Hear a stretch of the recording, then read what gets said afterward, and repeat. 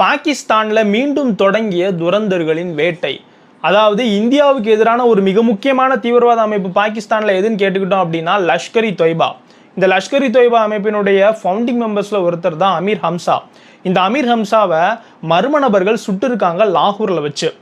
இந்த லஷ்கர்-இ-தொய்பா அமைப்பினுடைய அடுத்த தலைவர் யார் அப்படின்னு தேர்ந்தெடுக்கிறதுல ஒரு மிகப்பெரிய போட்டி ஒன்று போய்கிட்டு இருக்கு.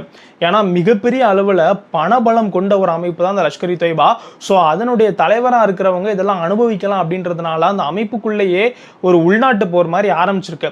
பாகிஸ்தான் முழுக்க தீவிரவாதிகள் இருக்கிறதுனால இந்த லஷ்கர்-இ-தொய்பாவினுடைய தலைவர் சண்டையே பாகிஸ்தானுக்குள்ள ஒரு உள்நாட்டு போர் மாதிரி நடந்துகிட்டு இருக்கு அப்படின்னு தான் சொல்லணும்.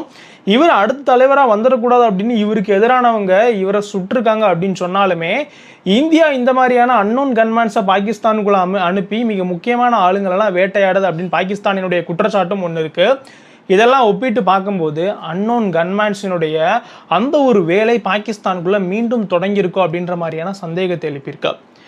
ஏன்னா ஈரான் போர் போய்கிட்டு இருக்கும்போது இந்த ஒரு விஷயம் மிகப்பெரிய அளவில் ஹைலைட் ஆகுது. இந்தியாவில் நடந்த மும்பை தாக்குதலுக்கு மிக முக்கியமான காரணமாக இருந்தவன் தான் இந்த அமீர் ஹம்சா. இப்பேற்பட்ட ஒரு முக்கியமான தீவிரவாதி சுட்டுக் கொல்லப்பட்டிருக்கிறதுன்றது ஒரு மிகப்பெரிய விஷயம் தான் பாகிஸ்தானை பொறுத்த அளவுக்கு.